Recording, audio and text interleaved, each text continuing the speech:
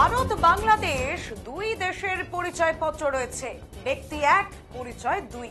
কখনো ভারতীয়, কখনো বাংলাদেশি, অর্থাৎ যখন যেটা দরকার সেরকম। ভারতীয় পরিচয়পত্র ব্যবহার করে এদেশে প্রবেশ করতে গিয়ে এমনই এক বাংলাদেশিকে ধরেছে মালদার মহদীপুর ইমিগ্রেশন পয়েন্ট অথরিটি। নির্দিষ্ট অভিযোগ জানিয়ে ধৃতকে ইংরেজবাজার থানার পুলিশের হাতে তুলে দেওয়া হয়েছে। ধৃত বাংলাদেশিকে 7 দিনের পুলিশি হেফাজতের আবেদনে মালদা জেলা আদালতে তোলা হলে বিচারক 6 দিনের পুলিশি হেফাজতের আবেদন মঞ্জুর করেন।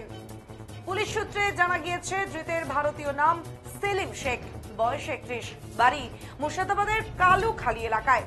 আবার বাংলাদেশের রাজশাহী এলাকার বাসিন্দা মোহাম্মদ দিলওয়ার, সেখানে বয়স দেখানো 30, নাম সেখানে পরিচিত দিলওয়ার নামেই। ইংরেজবাজার থানার পুলিশ সূত্রে জানা যায় সেলিম শেখ নাম ব্যবহার করে এই তরুণ ভারতবর্ষে প্রবেশের চেষ্টা করেন। ইমিগ্রেশনের চেকিং এ তার হেফাজত থেকে একটি বাংলাদেশি আইডেন্টিটি কার্ড বাজেয়াপ্ত করা হয়। এরপরেই এম্বাসি থেকে ওই ব্যক্তির পরিচয় যাচাই করা হয়। সামনে আসে মোহাম্মদ দিলওয়ারের পরিচয়। ইংরেজবাজার থানায় নির্দিষ্ট অভিযোগ করে ওই যুবককে পুলিশের হাতে তুলে দিয়েছে Mohadipur immigration point authority. Police সূত্রে আরো জানা গিয়েছে ধৃতের হেফাজত থেকে বাজেয়াপ্ত হয়েছে ভারতীয় Aadhaar card, voter card, passport, visa সহ ভারতীয় টাকা। উদ্ধার হয়েছে বাংলাদেশি পরিচয়পত্র। তবে কোন পরিচয়পত্র আসল তা নিয়ে এখনো নিশ্চিত হতে পারেননি তদন্তকারীরা। পুলিশ সুপার প্রদীপ কুমার যাদব প্রেস বিবৃতিতে জানান, ঘটনার তদন্ত শুরু হয়েছে।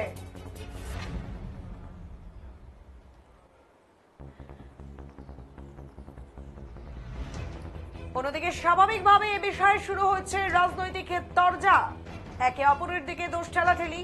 এ বিষয়ে বিজেপি নেতা অজয় গাঙ্গুলি বলেন, এদিন বাংলাদেশ বর্ডারে যাকে গ্রেপ্তার করা হয়েছে তার কাছে দুদেশের নাগরিকত্বের কার্ড রয়েছে। প্রশাসনের বিরুদ্ধে ক্ষোভ উগরে দেন তিনি।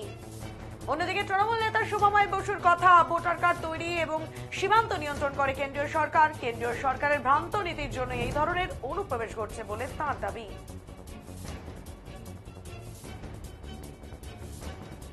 বিরোধী দল বিজেপি যখন বলছিল যে মালদা জুড়ে একটা পাসপোর্ট জালিয়াতির জায়গা, একটা ভোটের কার্ড জালিয়াতির জায়গা এবং একটা আধার কার্ডের জালিয়াতির জায়গা হয়েছে এবং এটা পুলিশ প্রশাসন জানে।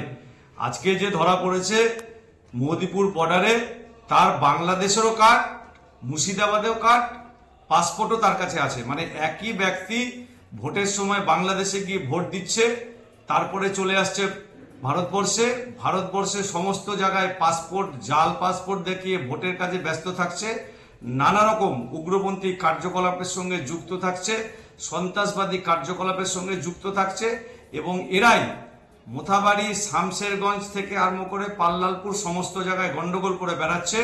পুলিশ যখন খোঁজাখুঁজি শুরু করছে, চিরুনি তল্লাশি করছে, তখন তারা পাসপোর্ট বিনিময়ে বাইরে চলে যাচ্ছে এবং এইটা সরকারি প্রশাসন যন্ত্রের সাহায্যেই হচ্ছে। প্রশাসন যদি সজাগ থাকে, প্রশাসনের লোক যদি যুক্ত না থাকে, তাহলে কোনো ব্যক্তি Aadhaar card, voter card, PAN card, সর্বোপরি পাসপোর্ট এইটা করতে পারবে না।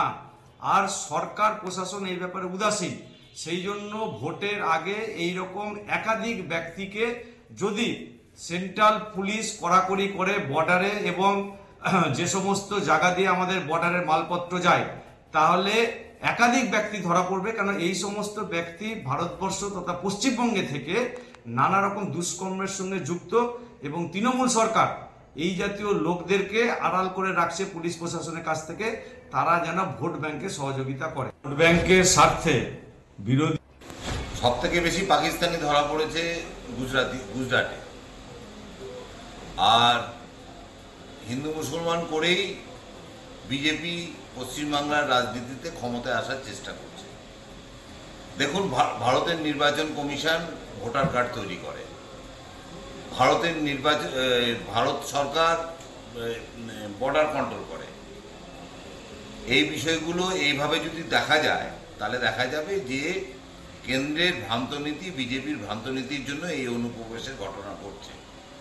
পশ্চিমবঙ্গ সরকার যখনই কোনো অনুপ্রবেশের পায়, তারা পুলিশের হাতে তুলে দেয় এবং সঠিক ব্যবস্থা নেয়। সব থেকে বেশি পাকিস্তানি ধরা পড়েছে